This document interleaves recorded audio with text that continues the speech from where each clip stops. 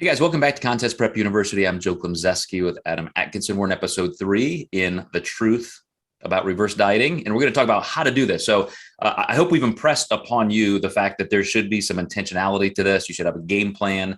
And I'm going to divide this up into those people who may already be before the contest, bringing their calories up, but then also the people who are just diving into the show, working hard, and then coming out of it.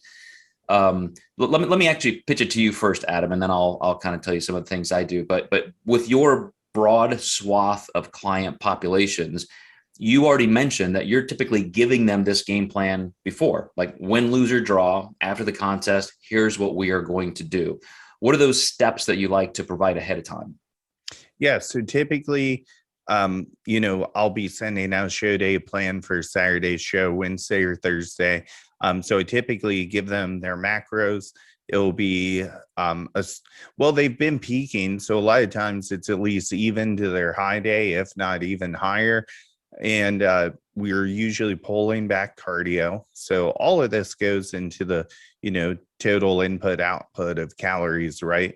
So, not only should we talk about food, we should talk about activity. I even like to have my clients pull back their training sometimes so that is something I list 4 times a week or maybe 5 times a week on training. It just depends on, do they have another show? But since we're talking reverse dieting, it really, we'll say that this comes down to relaxing quite a bit. And if they were doing an hour cardio a day before peak week, maybe we're down to 30 a day, maybe 4 times a week. So, we modulate pretty much everything to kind of reverse the direction that we were going. I think Lane's the person who coined that term when we were calling it metabolic building back in the day. But I can see why people like the catchiness of that. Yeah. And, I've had contentions about just the grammatical nuance of that, in that, reverse dieting depends how you define diets. If it's just reducing calories, then yeah, you're reversing that.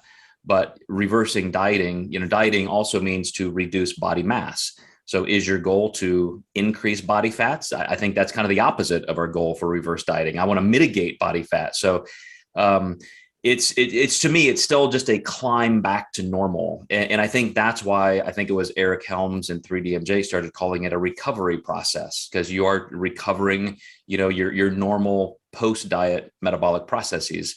So, I also will tell people, okay, let's remember the pressures you're under. So let's plan what you're going to do. Let's physically decide. Are you going to go to a restaurant? Are you celebrating with family?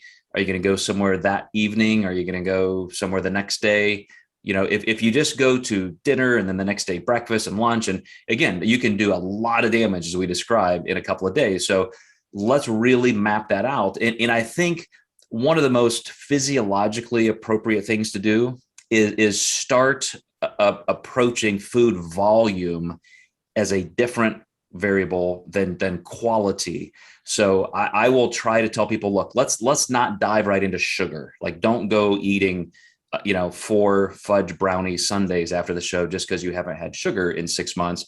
Maybe go have a burger and fries, have a steak, have something, maybe plan to share a dessert with a loved one or something. But let's really quantify this, because once you open that floodgate to some of those sensations and cravings that will happen just because of what's hitting your palate, you can lose any sense of control that you thought you had even planned for.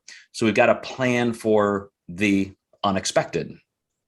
Absolutely. A lot of people don't realize, the reason. I love that you said that those temptations come to eat a lot. It's because you've been in a perpetual state of starvation, and your body is going to tell you to eat and get away from that state. So you'll eat more than you ever thought you could if you allow yourself to. And you can get yourself sick. I mean, I will tell you, just this week, we had a couple birthdays in our family. And so we knew, like, we're going to go out and celebrate this particular night. And I was planning, like, I'm gonna at this restaurant have this or that. Like, I know the options. And so I intentionally replaced my lunch with a really light snack and I skipped an afternoon snack because I want to physically be empty and I want to enjoy this meal. And then I could go and have this meal I had planned. And that's the kind of foresight I think we need. I'm not in a calorie deficit per se, and it wasn't that dangerous to me. But still, with that responsibility of just forethought, I think is incredibly important for people coming out of the prep. Yeah, absolutely.